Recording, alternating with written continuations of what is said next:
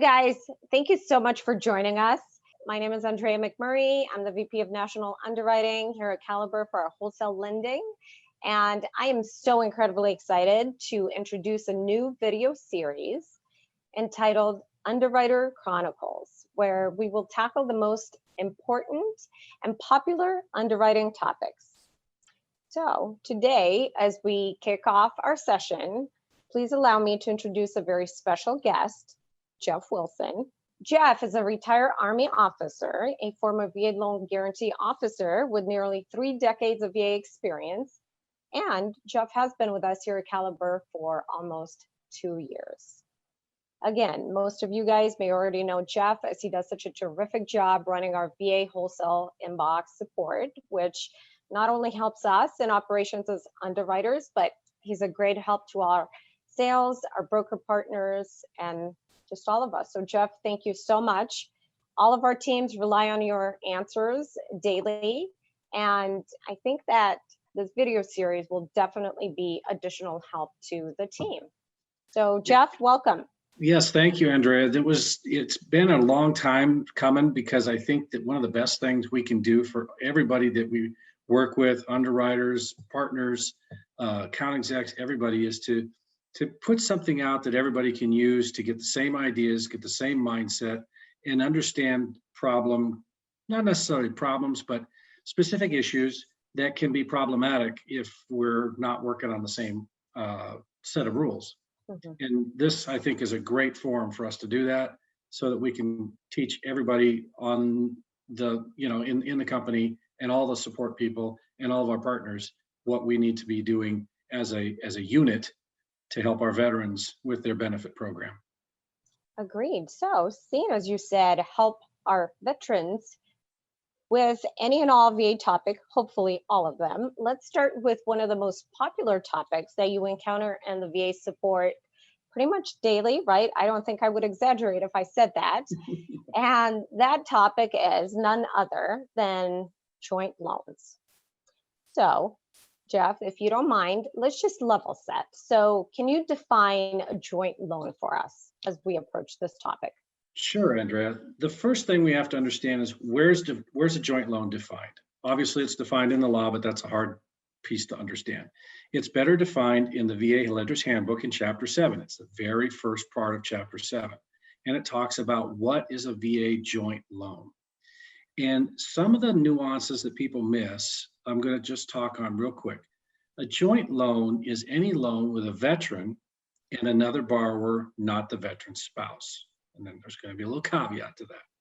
So you can have a joint loan with a veteran and another veteran that would be considered a joint loan.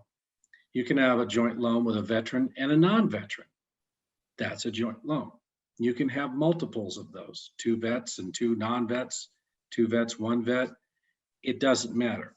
Now, the key of it all is what happens with the loan once you've put those different pieces together. But what people miss is the nuance of that, because the Lender's Handbook says ownership. It doesn't necessarily speak to just people on the note. So even if you have a veteran and a non-veteran who are on title, but the non-veteran's not a co-borrower, mm-hmm. That's a joint loan because it's co-ownership. The law speaks to ownership as a division of the property, so an undivided interest. And so that's why people keep missing the fact that you can have a joint loan even though the co-owner, is not on the loan itself, the note, but they are on title ownership. That's a big factor that people miss a lot. And that all makes sense. So let me ask you this. Having had explained all this, say we have 2 veterans, veteran 1 and veteran 2 that are not married. What happens with that joint loan? Well, the nice part about that is VA lightened up on what needs to go to VA for prior approval. Mm-hmm. So if you have 2 veterans on the loan, we don't have to send that to VA. We can close that loan, we can issue that guarantee and move on without any other delays. Excellent. And so there's 2 definitions to a veteran loan. Mm-hmm. So you could have 2 veterans, not related, not married, and that's a veteran loan. But you can also have a veteran and spouse both using their entitlement and both on the loan. So really what they're talking about in that veteran or veteran non-veteran is whose entitlement is being used. Because we see many times where a veteran might be married to a veteran, but that second spouse or that spouse is not using their entitlement. So that spouse doesn't even count as a joint loan. It's when you talk about somebody else that might be using entitlement or might not, that's not married to the veteran. Excellent. So because we're talking about veteran, non-veteran, that always brings up another topic, which is occupancy, right? So one of the most popular questions becomes, who is required to occupy? Any veteran using their entitlement must occupy the property. Just Pretty simple as that. simple. If it's super simple. If there's a name on an entitlement and we're getting a guarantee for that person, and there's another name on there using entitlement and we're getting a guarantee for that person, and they're not married, they still both have to live there.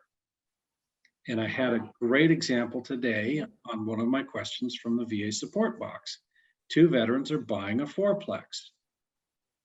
They're 2-bedroom units and they want to optimize their rents. Can they live in the same unit and then rent the other 3? Absolutely. They're both veterans. They're both going to occupy, but they can both occupy 1 unit because they're 2-bedroom units. So great. It meets the requirement because they're both living there. Excellent. Let's talk about another example seen as we're driving this home, right? Say you have a vet that's purchasing a home and he needs the parent as a co-borrower to help him qualify. In this specific case, does the parent, the vet's dad in this example, would he need to also occupy the property? Not necessarily. If he used his entitlement, he would, if dad was also a vet. But if dad wasn't using his entitlement, he wouldn't have to occupy. So really, based on all this information, now that we've addressed occupancy, the next natural question, Jeff, is, would there be a down payment requirement? Yeah, that's a great question, Andrea, because quite often people mess that one up. The VA doesn't care if you give a down payment or not, period. They're going to give you a guarantee on the veterans portion of the loan, whatever that portion is. And if you don't have a down payment, they don't care. They're just going to give you 25% of the veterans portion. However, Jenny May says you have to have a combination of the veteran guarantee and down payment in order to get a full 25% on the loan. So what does that mean, really? A lot of people think, and let me give you a quick example, if you have a $400,000 purchase, pretty simple numbers, the veterans portion's $200,000. VA is going to give you a $50,000 guarantee on the veterans portion. Great. So most people think, all right, if the veterans portion's 50, then we need another 50 because Jenny May says they want 25% of the lesser of the purchase price or value. Okay. So the purchase price is 400. All right, we need $100,000. So you got 50 from VA and they do a $50,000 down payment. So what's that do to the loan? It reduces the loan to $350. VA is only going to pay a guarantee on the veteran's half of $350. So they're only going to pay a $47,500 guarantee instead of $50,000. So when you add the $47,500 plus the $50, you come up short at $97,500 or $97,500 instead of $100,000. So that means you have to raise it a little bit, raise the down payment. As you raise the down payment, it reduces the loan amount until you get to equilibrium where you hit that sweet spot at 25%, which is really actually somewhere between 14.2 and 14.3, not 12.5, which is what everybody thinks. And so what you have to do is use the spreadsheet that we have in all regs that we've created, where you just enter the veteran's information, the non-veteran information, the purchase price, any prior used entitlement that hasn't been restored, and the state and county. Let the system figure it out for you.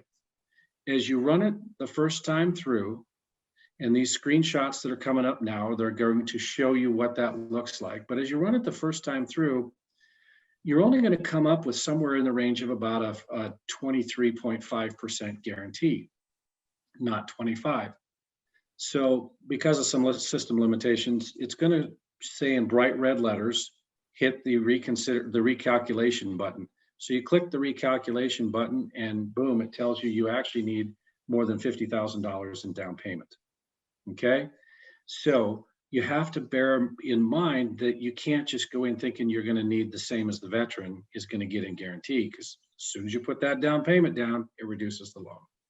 So strongly encourage you. I mean, if you want, if you're a glutton for punishment, you can go out and try and figure that calculation up down to the penny.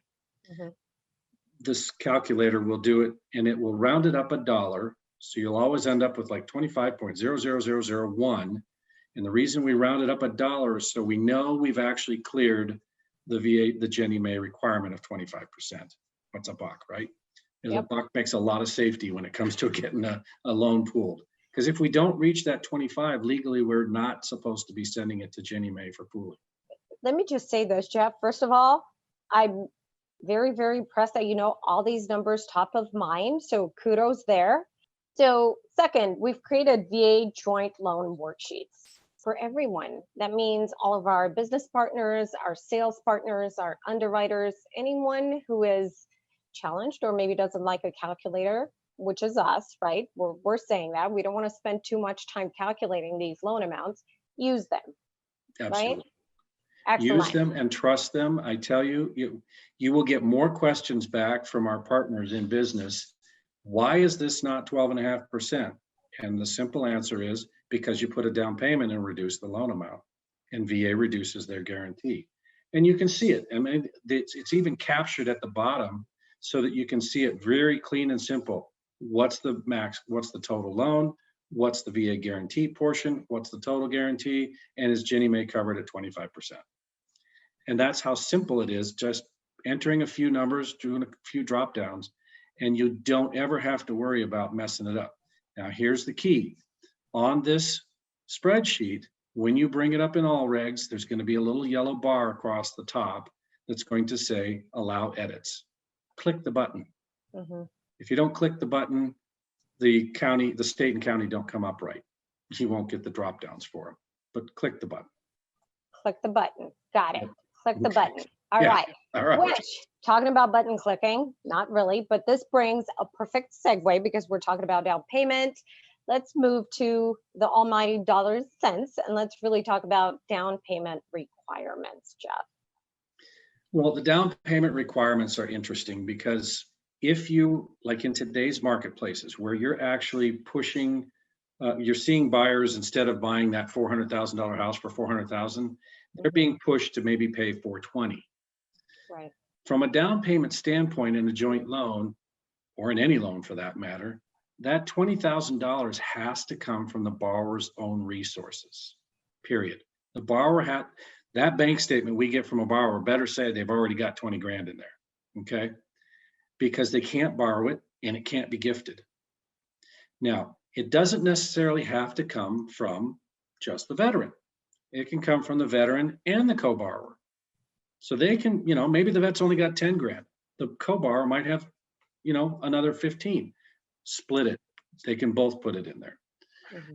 Now, when we're talking about the fact that they're going to need another $50,000+ in down payment, so that's going to add up, and the calculator will figure out exactly what they need. And it'll actually even show you in the calculator a separate line for what's necessary to bring it down. And that'll tell you you've got to have that much money in the bank account. Mm-hmm. So what about the rest of it? You can actually borrow that. The seller could carry it. You could go to secondary financing and get that.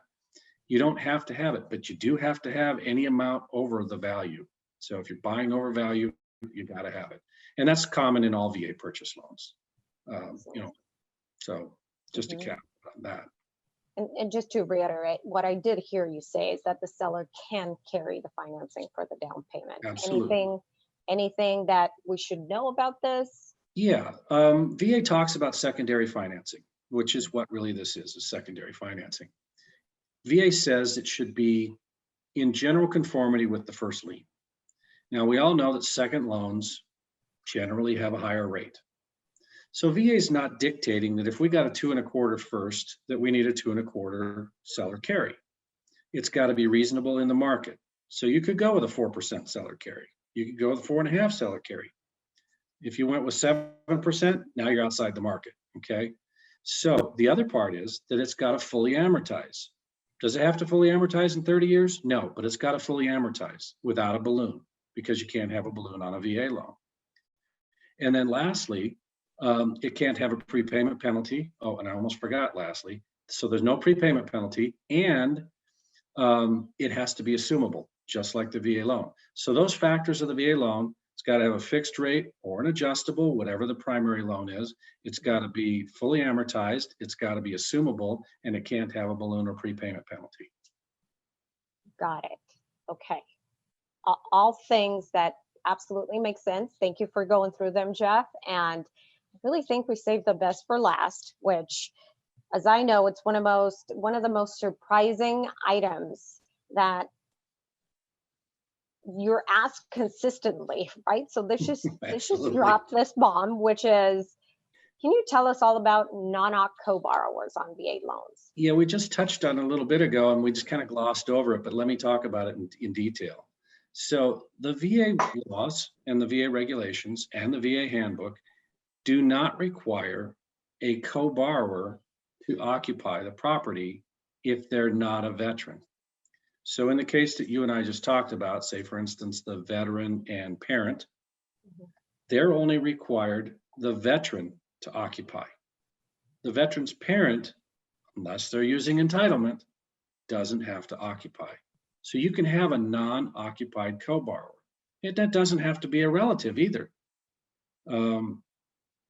It's an interesting factoid. It's an interesting condition.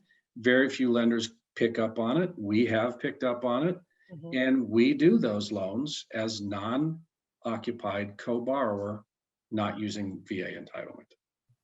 And that's a showstopper. Andrea, let me get the last for best. Don't forget, if you have questions or problems, you're not hanging out on your own. We have the VA support at caliberhomeloans.com email box. I take emails from brokers. I take emails from account reps. I take emails from underwriters. I even get emails from you. So yes. So true. And the VA support box is answered by me almost entirely exclusively. So when you get an answer back, it's coming from me. And so I really encourage you to use that. Don't beat your head against the wall trying to think and figure it out. Just use that resource, because that resource is here for you. And that is, we're going to wrap this up on a high note, right, Jeff? We saved the best for last. You had a lot of good stuff. So I really appreciate you coming on. This was absolutely great. Again, thank you for joining us. And you guys remember, this will be an upcoming series. So keep an eye out, and we'll look forward to doing more. Thank you. Thank you for tuning in to the Home Connection podcast from Caliber Home Loans. Please see the show notes for links to topics discussed in this episode, and be sure to subscribe wherever you listen to podcasts. Caliber Home Loans Incorporated, 1525 South Beltline Road, Coppell, Texas, 75019. NMLS number 15622. All rights reserved. Equal housing lender. For real estate and lending professionals only, and not for distribution to consumers.